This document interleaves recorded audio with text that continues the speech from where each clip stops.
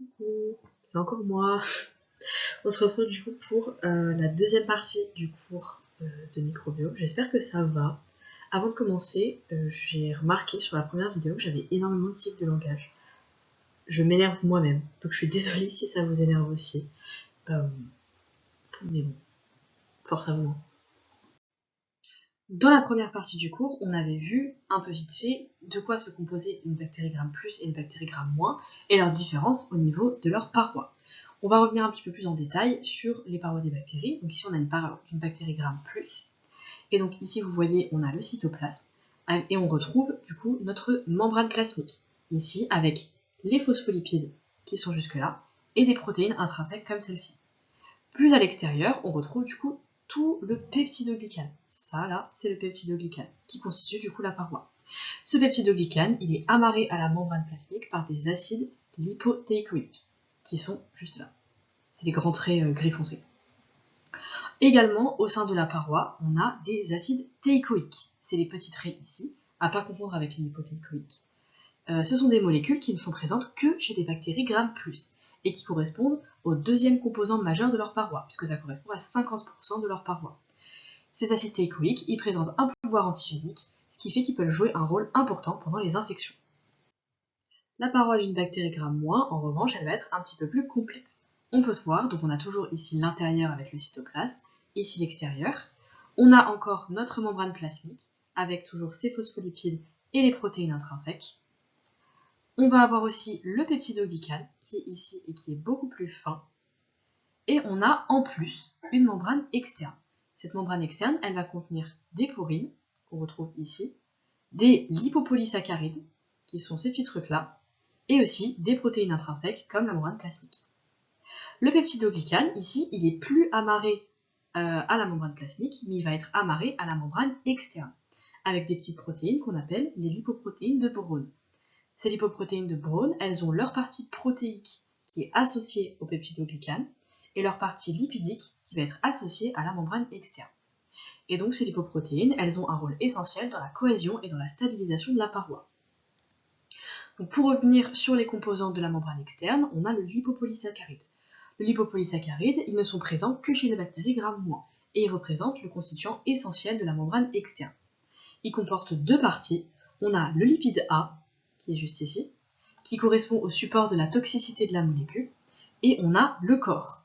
Tout le reste, du coup, ce qui est un polysaccharide, dont la composition varie d'une espèce à l'autre, qu'on appelle aussi endotoxine, donc le corps c'est pareil que les endotoxines, et c'est impliqué dans le choc septique. Ça peut entraîner une réaction inflammatoire démesurée, et leurs chaînes latérales sont plus ou moins longues, et ça constitue l'antigène somatique, qui a un rôle prépondérant dans le choc septique. Donc pour revenir à notre peptidoglycane, puisqu'on en parle, mais on ne sait toujours pas ce que c'est, il faut savoir déjà qu'il a plusieurs synonymes. On l'appelle aussi muréine ou mucopeptide. Et donc ce peptidoglycane, c'est un polymère de chaîne linéaire avec du N-acétylglucosamine, le petit truc en noir juste ici, et de l'acide N-acétylmuramique. Et donc tout ça, ça va former un réseau de sucres et d'acides aminés. Ces longues chaînes, elles vont être reliées entre elles au niveau de l'acide N-acétylmuramique par des petites chaînes peptidiques qu'on appelle des tétrapeptides, qui sont typiquement de la D et L-alanine, de D-glutamate et de la L-lysine. Et donc ces tétrapeptides, ils sont eux-mêmes reliés entre eux par transpeptidation entre une D-alanine d'une chaîne et la L-lysine d'une autre chaîne. Et c'est hyper important de connaître la structure du peptidoglycane parce que c'est elle qui sera ciblée par les antibiotiques. La synthèse du peptidoglycane, d'abord, elle va commencer dans le cytoplasme, avec des précurseurs qui vont générer des sucres avec des acides aminés. Ensuite, il va y avoir une maturation dans la membrane plasmique, puis insertion dans la paroi des bactéries. On remarque qu'il existe plusieurs enzymes impliquées dans la synthèse du peptidoglycane, comme des transglycosylases, des transpeptidases, etc. Et c'est exactement sur ces enzymes que les antibiotiques vont agir. Donc ils vont inhiber la synthèse des peptidoglycanes en bloquant les enzymes, ce qui va avoir une conséquence sur la forme des bactéries, puisqu'on rappelle, le peptidoglycane, il constitue la paroi cellulaire, qui du coup donne sa forme à la bactérie. Donc avec des peptidoglycanes absents ou altérés, la bactérie va gonfler et va mourir. Quelques petits exemples d'antibiotiques à connaître. On va tout d'abord avoir les phosphomycines. Les phosphomycines, elles vont agir sur les précurseurs en inhibant la pyruvyltransférase, qui est une enzyme qui participe à la formation du peptidoglycane. On va avoir aussi les glycopeptides qui bloquent l'élongation des peptidoglycanes. et enfin les bêta-lactamines qui sont les plus importantes et qui inhibent les transglycosylases, les transpeptidases et les carboxypeptidases. On va maintenant voir la composition de l'ARN ribosomique et l'intérêt de son étude. Pour rappel, dans les bactéries, comme dans les cellules eucaryotes d'ailleurs, ça va être les ribosomes qui vont s'occuper de la synthèse des protéines. On va considérer typiquement 3 ARN ribosomiques. On a le 23S, le 5S et le 16S. Ici, S, c'est l'unité, ça veut dire Svedberg. C'est l'unité de mesure du coefficient de sédimentation.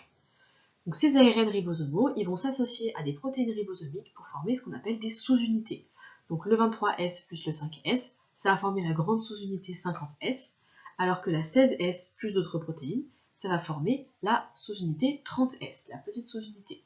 Attention ici, le S des sous-unités, ça veut dire small, ça ne veut pas dire Svedberg.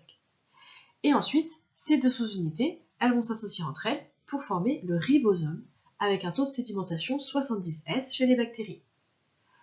Pour l'anecdote, la découverte de ces ribosomes bactériens, ça s'est fait dans l'autre sens. C'est-à-dire qu'on a d'abord trouvé le ribosome, on l'a chauffé, on a découvert qu'il se divisait en sous-unités, puis on a chauffé ces sous-unités et on a découvert qu'elles se divisaient en ARN ribosomaux. Voilà, ça c'est pas hyper important, mais voilà.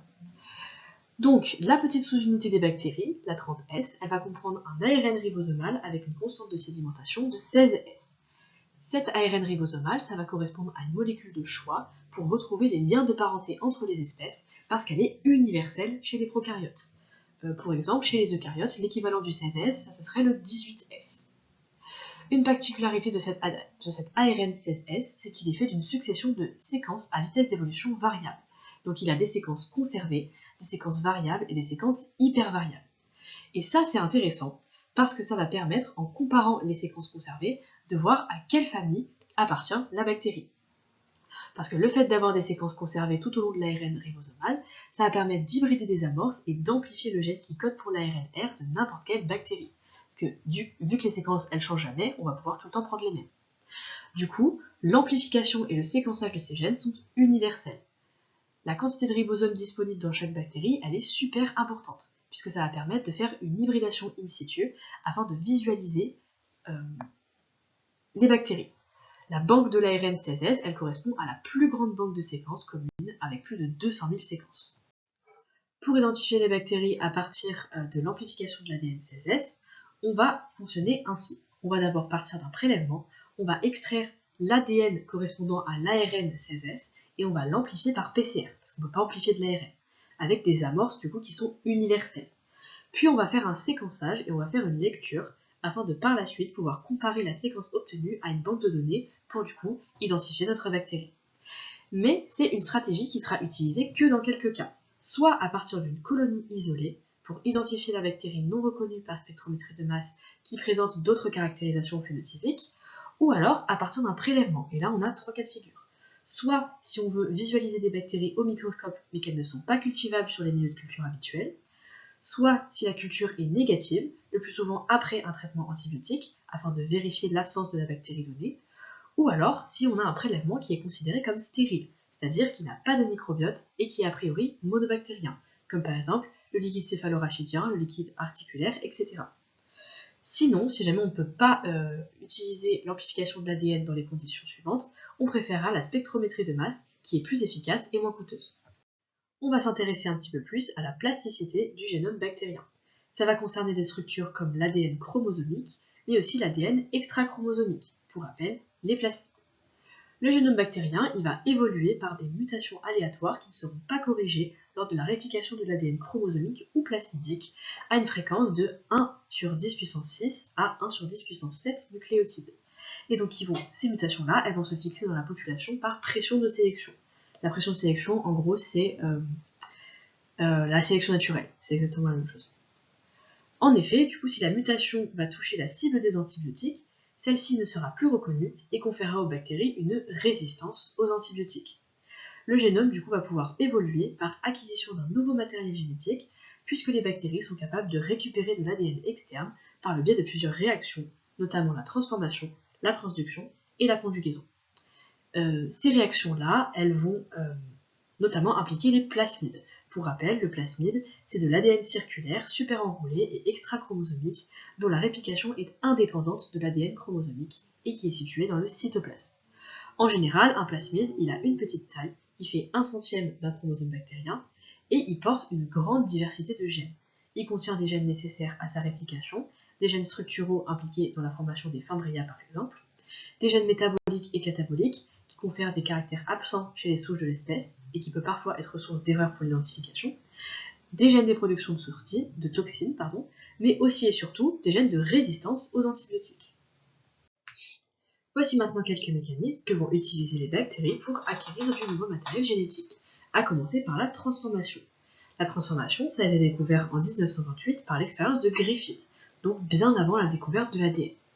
Dans cette expérience, du coup, il y a Griffith, il va prendre des colonies de Streptococcus pneumoniae. Et il va y avoir deux types de bactéries dans cette colonie. On va avoir des souches S, qui sont des souches virulentes, et des souches R, qui sont des souches non virulentes. Donc pour l'expérience témoin, il va d'abord injecter des souches S à des souris qui vont mourir puisque ces souches-là sont virulentes. Il va aussi injecter des souches R à des souris qui cette fois-ci vont rester vivantes puisque ces souches-là ne sont pas virulentes. Ensuite, il va chauffer des souches S pour les tuer et les injecter ensuite à des souris. Les souris, du coup, vu que les souches S sont mortes, elles ne sont plus virulentes, donc les souris vont rester vivantes. Et enfin, la dernière expérience qui est la plus importante, c'est qu'il va injecter des souches R, donc non virulentes, avec des souches S chauffées et mortes, et on va pouvoir voir ici que la souris, elle va mourir. Donc, au terme de cette expérience, Griffith a conclu qu'il existe quelque chose dans les bactéries virulentes qui va passer vers les bactéries non virulentes, qui du coup, les bactéries non virulentes vont devenir virulentes. Et ce, même si les bactéries virulentes à la base sont mortes. Ce qu'il ne savait pas par contre, c'est que c'était plus précisément les fragments d'ADN qui transitaient d'une bactérie à une autre. Autre mécanisme, c'est ce qu'on appelle la transduction. Elle va se faire via un virus qui n'infecte que des bactéries. On appelle ça un bactériophage. Le bactériophage, il va se fixer sur une bactérie et lui injecter son ADN. Une fois que la bactérie est infectée, il peut suivre un cycle lytique ou un cycle lysogénique. Dans un cycle lytique, le bactériophage, il va se reproduire et détruire la bactérie pour libérer ses clones. Chaque clone peut récupérer des morceaux d'ADN de la bactérie. Donc, dans le cycle lytique, le virus, il arrive, il se multiplie, après ça tue la bactérie, et du coup, ça va faire plein de petits virus qui vont être libérés et qui vont aller coloniser plein d'autres bactéries, qui vont encore se multiplier, la tuer pour aller coloniser d'autres bactéries, etc., etc. Dans le cycle lysogénique, le bactériophage, il va plutôt s'intégrer dans le chromosome et rester en dormance. À ce moment-là, il va apporter à la bactérie de l'ADN issu d'autres bactéries précédemment infectées, qui peut coder pour de nouveaux caractères. Donc en gros, dans le cycle lysogénique, le virus, il arrive, il colonise la bactérie, sauf qu'il ne la tue pas, il va rester dans la bactérie, et en même temps, il va lui filer d'autres gènes qu'il a été récupérés d'autres bactéries. Et enfin, dernier mécanisme d'échange de gènes entre les bactéries, c'est la conjugaison. La conjugaison, elle va se faire entre une bactérie mâle et une bactérie femelle par l'intermédiaire d'un pilus sexuel, qu'on retrouve au milieu, et c'est au sein de ce pilus que seront échangés les fragments d'ADN chromosomiques ou plasmidiques. Le transfert, il dépend du temps de contact entre les deux bactéries. Et donc, dernier point, on va maintenant voir quelles sont les bases et les règles de la classification des bactéries. Déjà, il faut savoir que les bactéries, on a plusieurs espèces. L'espèce, ça correspond à l'unité fondamentale de la classification des bactéries. Dans chaque espèce, on va retrouver des souches qui correspondent à des sous-divisions de l'espèce et des sous-divisions des souches qu'on appelle aussi des clones. Un clone, c'est une population qui descend d'une même souche. Pour que deux souches appartiennent à la même espèce, elles doivent respecter deux critères. Un critère phénotypique, avec un ou des caractères distinctifs des autres espèces, donc il faut qu'elles se distinguent des autres espèces de bactéries tout simplement, et un caractère génotypique qui correspond à une hybridation ADN-ADN supérieure ou égale à 70% à température optimale. Donc il faut qu'elles aient 70% de ressemblance avec leurs ADN, pour qu'elles soient de la même souche. En réalité, ces deux critères commencent à devenir abandonnés de nos jours, parce qu'on compare des bactéries avec 95% de séquences complètes génomiques identiques. Ainsi, la classification des bactéries est devenue phylogénétique, et elle va se baser sur l'amplification et le séquençage de l'ARN 16S, plus simplement de l'ADN correspondant, voire désormais sur un séquençage haut débit de tout le génome bactérien en entier. Pour terminer, on va avoir maintenant la nomenclature des bactéries, qui correspond à l'ensemble des règles qui régissent l'attribution d'un nom à chaque bactérie distincte. Elle est universelle et hiérarchique. Le nom de bactérie, ça va comprendre du coup un nom de genre, qui est le premier nom, et qui prend toujours une majuscule, et un nom d'espèce, qui est du coup toujours en minuscule, toujours derrière. et le nom en entier, il sera toujours écrit en latin et en italique. Et voilà, c'en est fini de la Bactériome. J'espère que ça va, j'espère que ça vous plaît. Pareil, si vous avez des questions, n'hésitez pas, Discord, forum, je suis toujours là. Bon courage pour la suite, vous verrez, ça vaut le coup.